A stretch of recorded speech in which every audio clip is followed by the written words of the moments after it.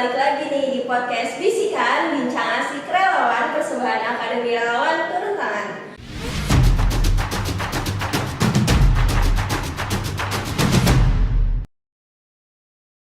Kali ini kalian bakal ditemenin sama aku Rizka dan juga Kak Santini Dewi Putri. Halo Kak Santi. Halo Rizka. Gimana nih Kak kabarnya? Alhamdulillah baik. Kamu gimana? Alhamdulillah baik. Alhamdulillah. Lagi sibuk apa aja Kak? Biasa kerja di ISEL sebagai finance officer sama bantu juga mentor di Akademi Relawan bidang lingkungan.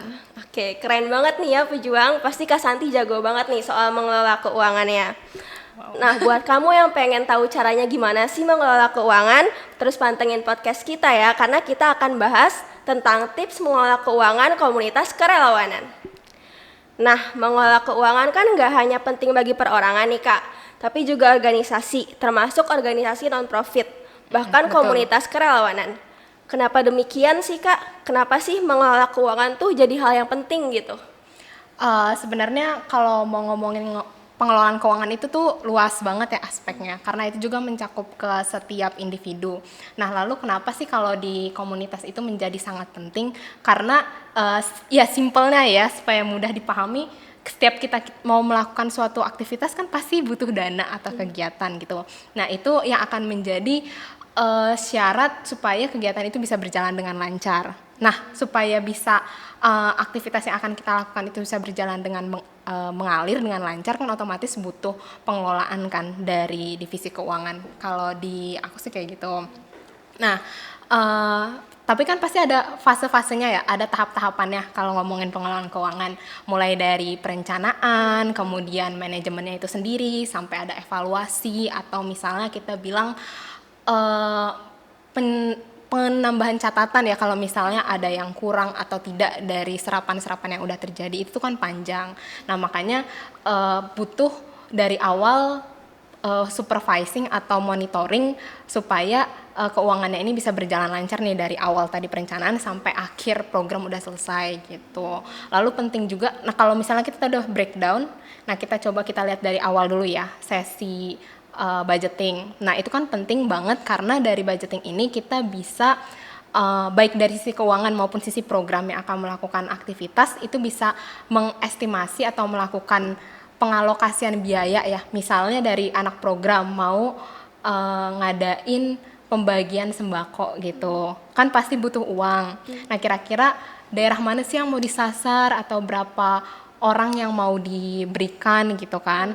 Nah, itu kan butuh perencanaan budgetingnya itu, kemudian mau berapa lama periodenya berlangsung, atau cuma sekali waktu atau berhari-hari gitu, atau maksudnya kayak sebulan 4 kali gitu kan bisa. Nah, itu budgeting, kemudian move ke implementasi. Nah, implementasi kan kadang dari sisi keuangan bisa aja tadi di awalnya udah ngerencanain yang 4, tapi pas kita lihat realnya itu kayak gak mungkin deh, soalnya lagi ada kasus pandemi misalnya, jadi kita nggak bisa terjun langsung, jadi kayaknya kita batasin cuma 2 kali sebulan.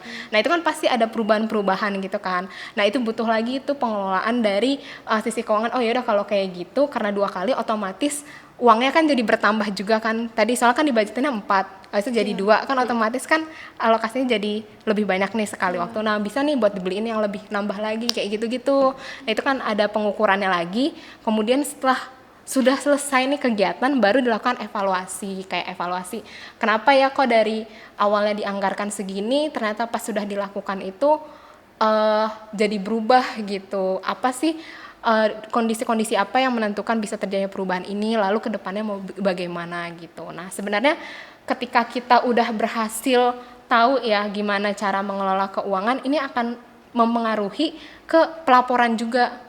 Lalu kenapa pelaporan menjadi penting? Karena ini akan bisa menjadi bukti ke teman-teman donor atau masyarakat. Misalnya kalau dana yang kita dapetin itu dari masyarakat, itu bisa jadi bukti ke mereka kalau ini loh yang sudah kita lakukan dengan dana-dana yang teman-teman berikan ke kita gitu. Makanya itu penting banget sih. Dan kalau misalnya kita bisa berhasil membuktikan itu kan otomatis ke depannya bakal diberikan dana berkelanjutan kan. Itu kan biasanya impian NGO ya, nggak cuma sekali waktu donasi kan.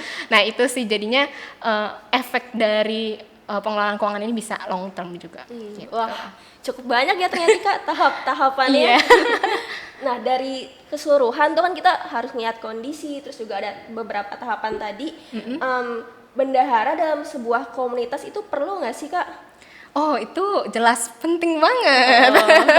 Untuk guide-nya sendiri, apa-apa aja yang dilakukan sih, Kak, sama bendahara itu? Oh, oke. Buat guide-nya ya berarti. Kalau buat bendahara mungkin tadi yang ikut proses yang tadi aku contoh dari biasanya ya kalau yang aku pernah ikutin bendahara sama program itu beda job desk ya. Bendahara kan jelas akan ngatur keuangan, sedangkan yang terjun ke lapangan dari divisi program atau tim programnya. Nah, otomatis kan butuh komunikasi tuh antara dua pihak. Karena yang bendahara bukan, mungkin bisa aja sih ikut terjun lapangan, cuma kan aku lihat biasanya beda. Nah, itu kan harus ditentukan dari awal kayak bendahara komunikasi, emang kamu mau apa aja, kegiatan ini akan memberlangsungkan apa aja, butuh apa aja, mau ngadain apa aja, itu harus dikomunikasiin. Baru nanti dari tim program ke bendahara ditranslate ke budgeting, ke anggaran. Jadi mungkin kalau dari anak program bahasanya itu kayak laporan kegiatan ya, tapi kalau bendahara bahasanya itu budget.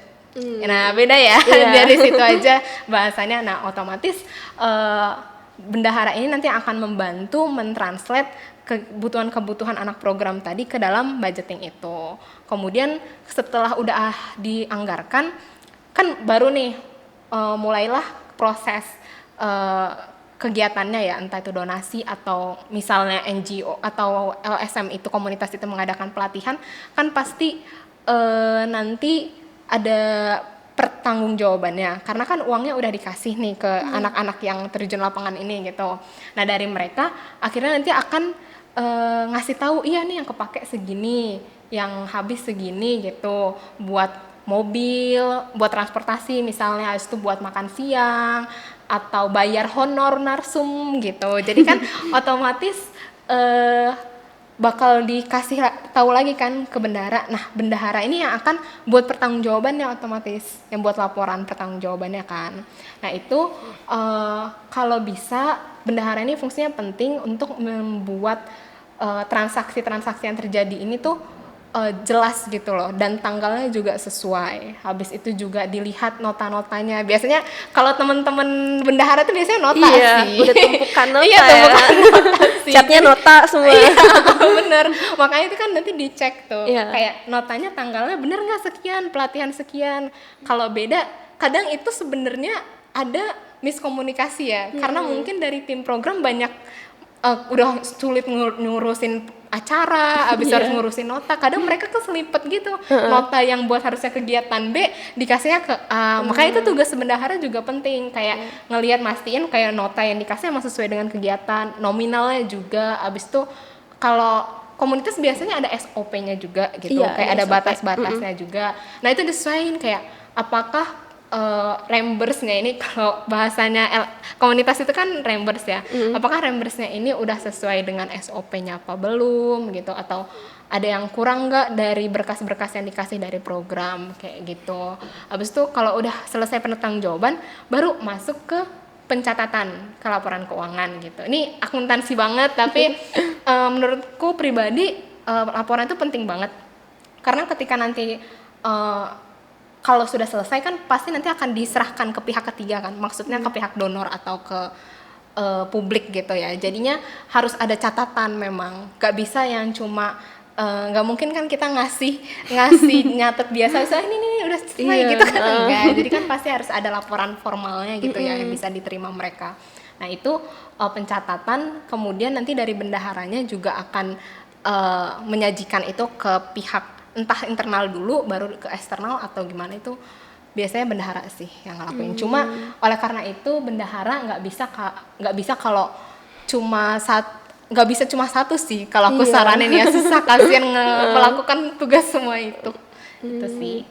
Nah, dari semua itu kan kita juga bisa tahu, dan mungkin kalau dari teman-teman yang lain juga ngerasa nih kalau misalkan bahas uang tuh hal yang sensitif ya kan ya. Nah, semua tuh harus jelas, harus sesuai. Nah, gimana sih Kak tipsnya biar kita untuk mengelola keuangan komunitas? Oh, tipsnya. Beberapa tips sebenarnya sederhana ya, bukan yang butuh, waduh aku harus bisa memahami debit kredit saldo gitu, enggak. Tapi yang simple aja, menurutku yang modal utama kalau bisa mengelola keuangan dengan baik itu harus akuntabel sama transparan. Kayak tadi kan Rizka nyebut kalau bahas uang itu sensitif. Kenapa bisa sensitif?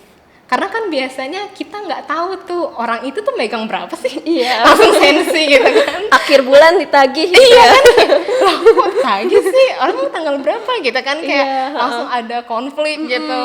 Nah makanya supaya mengurangi, meminimalisasi risiko kayak gitu kan harus transparan dong. Nah pertanyaan selanjutnya, kalau transparan pasti kalau transparan pasti kita mau ngasih yang terbaik dong. Iya. Gak mungkin kita transparan kayak lah ngasih seadanya aja, ketahuan dong. Nah di situ tuh jadi bagian diri kita yang menjadi akuntabel tuh harus diterapkan gitu. Nah ya caranya gimana? Ya mengikuti SOP sih sebenarnya, sederhana SOP keuangan lembaga atau komunitas itu sendiri. Pokoknya menurutku selama kita udah mengikuti itu bakal aman banget gitu. Itu modal utama. Kalau yang modal selanjutnya itu integritas. Karena balik lagi kadang yang melakukan maksudnya melakukan kegiatan di lapangan itu kan orangnya berbeda dengan yang mencatatkan. Nah itu perlu adanya kejujuran dari pihak-pihak yang melakukan pengeluaran gitu ya. Kalau emang bener 50.000 buktinya apa, kasih notanya ke kita gitu. Nah itu harus dijelaskan dengan real ya, dengan aktual gitu ke bendahara. Dan bendahara pun kalau misalnya udah nerima nota, jangan diubah-ubah lagi. Jangan di markup lagi. Kalau memang udah dapat 50 ya udah sekian langsung dicatatkan gitu. Emang sih sebenarnya konflik kayak gini tuh gampang banget ya terjadi kalau ngomongin uang gitu. Sama kalau menurutku untuk komunitas sendiri perlu banyak mengikuti pelatihan keuangan. Mungkin ini buat bendaharanya, kayak bisa pelatihan keuangan dari donor. Biasanya sih donor kadang ngasih pelatihan keuangan buat mitra gitu. Jadi menurutku lumayan sih kalau misalnya kita ngikutin pelatihan keuangan, karena di situ nanti kita bakal dilatih gimana caranya memanage atau membuat laporan yang baik dan tepat. Habis itu cara mendorong teman-teman program supaya bisa memaksimalkan anggaran atau dana yang udah dikasih, dana hibah yang dikasih gitu. Kemudian juga selain itu kita bisa sharing session juga sama antar komunitas lain, kayak kalau kamu gimana misalnya ngelola keuangan, bener nggak ada laporan keuangan tiap bulan, atau misalnya cuma berapa bulan sekali gitu kan, itu kan bisa saling ngebantu gitu.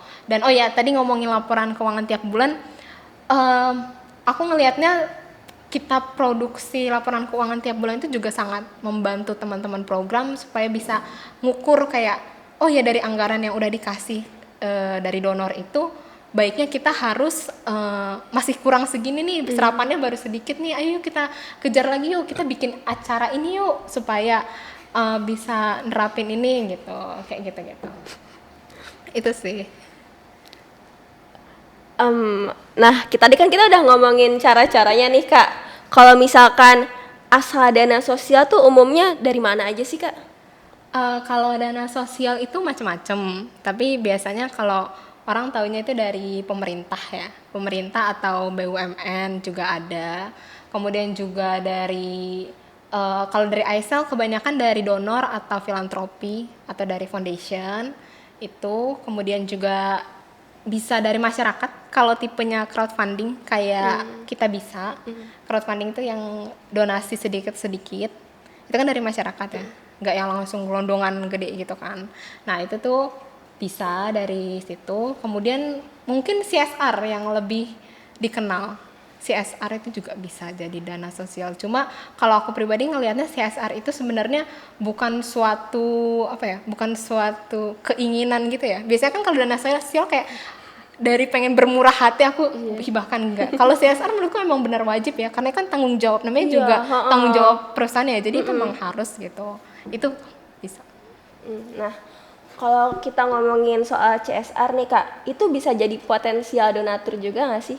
Oh iya bisa, tadi kayak yang tadi aku bilang sih, sebenarnya bisa dari kegiatan yang misalnya kan biasanya dari swasta gitu ya mau ngadain CSR. Nah mereka kan biasanya udah ada concern tertentu ya yang pengen disasar. Nah itu bisa kerjasama sama komunitas, lalu bisa deh. Untuk ada nggak sih Kak nih angka presentasi wajar buat mendanai kebutuhan operasional komunitas dari donasi yang dikumpulkan? Jadi misal teman-teman relawan tuh punya proyek sosial nih ke desa. Jadi desa A tuh butuh buat bensin atau transportasi atau buat makan siang gitu teman-teman relawannya. Nah hal-hal seperti itu tuh apakah boleh atau ada guideline khususnya gitu nggak sih Kak? Oh guideline, kalau guideline khususnya sebenarnya nggak ada ya yang strict harus segini gitu, enggak. Tapi aku ngelihatnya based on my experience tuh kayak 70% itu diusahakan buat kebutuhan operasional. Nah caranya gimana? Kan dari awal udah ada budgeting, kira-kira berapa yang mau dikeluarkan. Nah 70%-nya itu dijatuhkan ke atau dibebankan ke operasional. Sisanya kemana? Bisa bayar personal salary. Biasanya kalau yang udah well established komunitasnya itu pasti kan butuh gaji ya, honor ya. Iya. Nah itu buat bayar itu, kalau nggak operasional kantor seperti listrik atau gedung kayak gitu. Nah jadi 70% seharusnya bisa cover buat kebutuhan operasional gitu. Oke, nah kita lanjut nih. Jadi kan tadi kita udah ngomongin CSR ya Kak. Ya. Itu bisa jadi potensial donatur juga nggak sih? Iya betul, bisa jadi potensi karena kan nanti misalnya dari suatu komunitas udah punya rencana program yang ingin dilakukan, kemudian bisa apply lah istilahnya ya, kayak apply beasiswa ke calon CSR yang dituju gitu. Kalau misalnya cocok, bisa jadi CSR nanti akan jadi mitra untuk mendanai kegiatan si komunitas itu. Kalau untuk cara aksesnya gimana tuh Kak? Kalau cara aksesnya sebenarnya dari skemanya ya, sebenarnya selama kamu atau komunitas itu udah punya akta, habis itu juga udah punya laporan keuangan, makanya tadi aku bilang kenapa bisa penting, itu tuh bisa diserahin ke si CSR. Kenapa sih mereka butuh itu? Karena kalau akta, dia pengen lihat kalau memang komunitas itu udah well established, kegiatannya jelas ngapain, sudah melakukan itu secara berulang-ulang. Dan kalau dari laporan keuangan mereka butuh ngeliat nih arus kas atau arus keuangannya itu lancar apa enggak, benar-benar dipakai buat kegiatan enggak, atau cuma ya buang-buang uang aja gitu kan, itu kelihatan dari situ. Nah disitulah bisa ngebantu si komunitas itu, selain kita kasih proposal ya yang jelas. Pokoknya proposal pastilah, itu kan rencana yang mau kita lakukan gitu. Itu bisa dikasih ke pihak CSR. Kemudian kalau aku saranin sih mending, karena sekarang juga udah bisa datang langsung ke kantor, mending ngasihnya langsung aja ke pihak CSR. Bisa kontak-kontakan juga mereka mau nerima via soft copy atau enggak kayak gitu.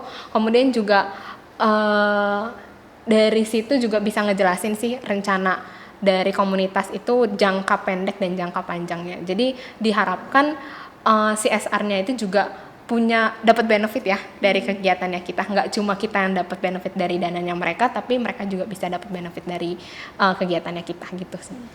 Oke Kak, untuk angka presentasi wajar buat mendatangi kebutuhan kegiatan tuh ada nggak sih Kak? Kalau angka presentasi wajar yang strict gitu, jujur aku belum ada ya. Cuma ini dari pendapat pribadiku aja, aku ngelihat misalnya nih contohnya dana apa nih, buat apa dulu? Nih, jadi misalnya dari tim AR tuh dapat project nih, misalkan ke Sulawesi. Nah, jadi dana yang dikasih tuh selain untuk masyarakat, untuk ke tim AR-nya sendiri tuh gimana? Misal untuk ada kebutuhan transport atau makan gitu. Oke. Nah, kalau berarti maksudnya Rizka kalau misalnya dana ini, maksudnya AR dapat dana nih dari masyarakat sebesar 500 juta ya, amin. Nah 500 juta ini bisa dipakai buat bayar transportnya tim ke lapangan atau enggak gitu ya. Kalau aku ngelihatnya itu bisa. Nah kalau berapa persentasinya menurutku bisa 70%, 30% ya. Jadi dari 70%-nya itu dikasih ke masyarakat, benar-benar buat bantuan mereka. Nah 30%-nya itu bisa buat bayar transport sama meals-nya.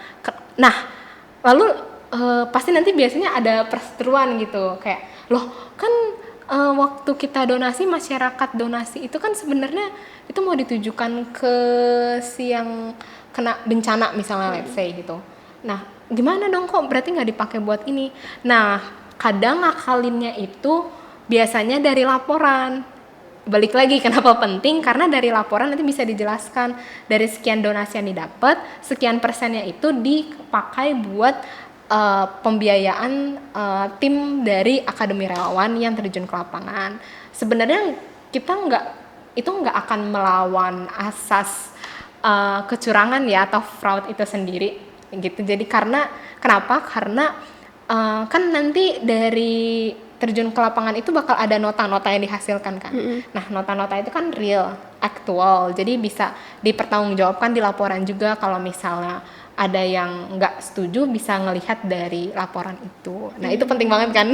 Iya, penting banget biar tahu gimana gitu yang aktualnya. Bener. Nah, selanjutnya controlling, melakukan evaluasi pada setiap proyek sosial kita dan auditing, lakukan audit secara internal terhadap keuangan sehingga nggak ada penyimpangan nih dan bisa sesuai jalurnya. Jadi hal yang nggak kalah penting tentunya itu tuh seperti apa sih Kak teknis mudahnya yang bisa teman-teman relawan terapkan gitu? Ini ngomongin controlling sama auditing. Jujur pasti nggak segampang itu ya kalau audit. Rizka katanya dari akuntansi kan, audit agak ini ya, agak ya. mumet. Mungkin dari kontrol dulu deh. Kalau dari kontrol, kalau aku misalnya di kantor biasanya kita rutin ngadain rapat bulanan divisi keuangan.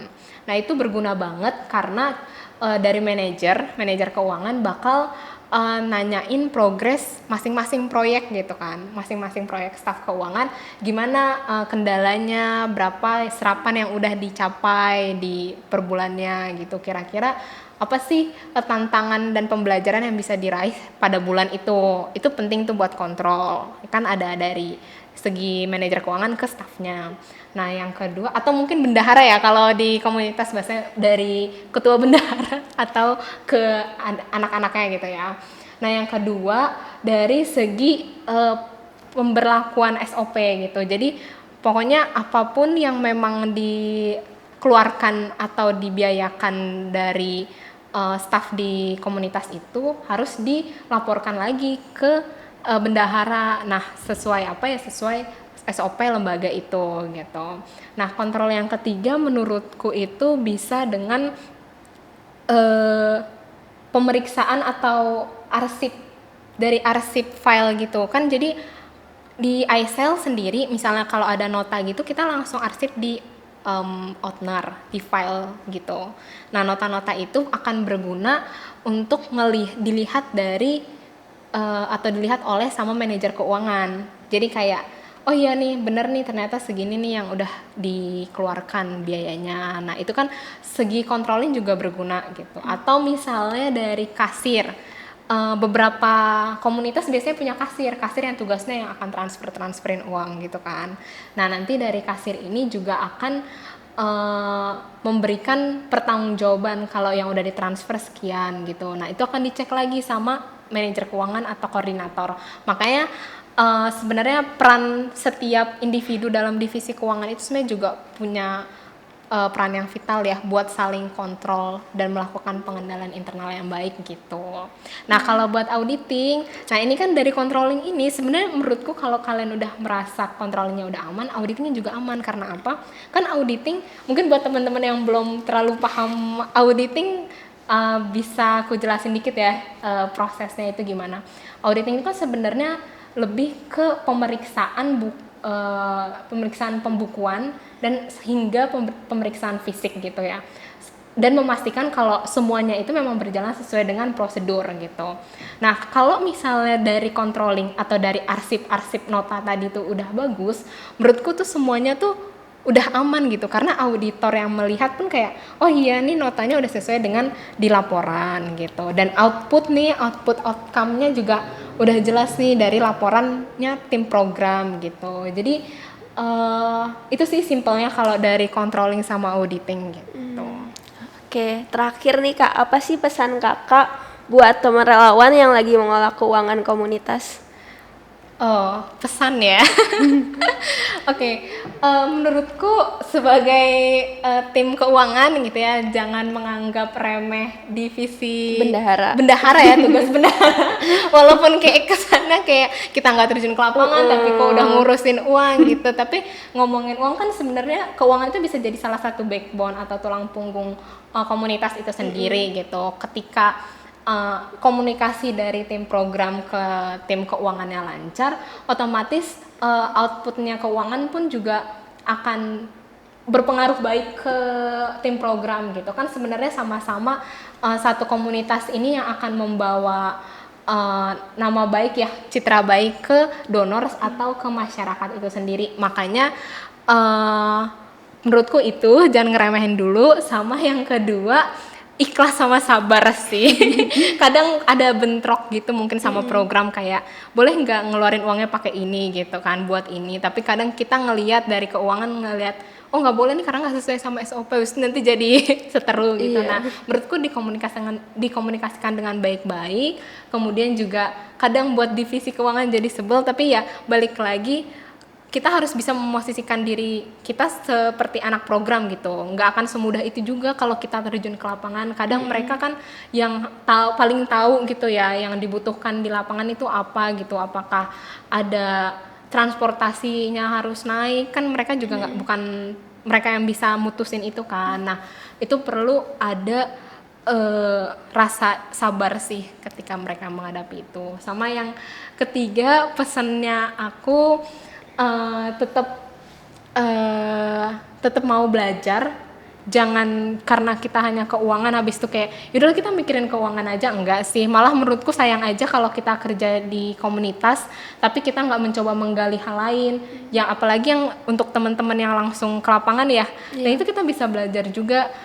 Biar kenapa menurutku itu penting, karena ketika kita udah tahu nih prosesnya di sana, kita juga bisa ngasih rekomendasi gitu ke mereka kayak kalau misalnya kamu mau ngadain acara ini, mendingan di vendor ini aja karena rate-nya nih, biasanya kalau keuangan ngomongin rate ya, karena rate-nya tuh yang bagus segini, abis itu fasilitasnya juga lebih bagus ini gitu. Nah itu tuh jangan mau capek buat belajar gitu ya. Syukur-syukur kita juga diajak ke lapangannya langsung gitu ya. Jadi sekalian belajar juga. Itu sih kalau dari aku. Nah, oke. Wah, setuju nih Kak sama Kak Santi. Banyak banget ya pejuang ilmu yang kita bisa dapetin hari ini. Aku pengen ngucapin makasih banyak nih kepada Kak Santi yang udah nyempetin hadir dan sharing pengetahuannya ke kita-kita. Dan makasih juga buat teman-teman yang udah terus nonton sampai akhir. Jangan lupa subscribe dan juga follow media sosial Akademi Relawan dan juga Turun Tangan ya. Kalau begitu aku Rizka dan juga Kak San.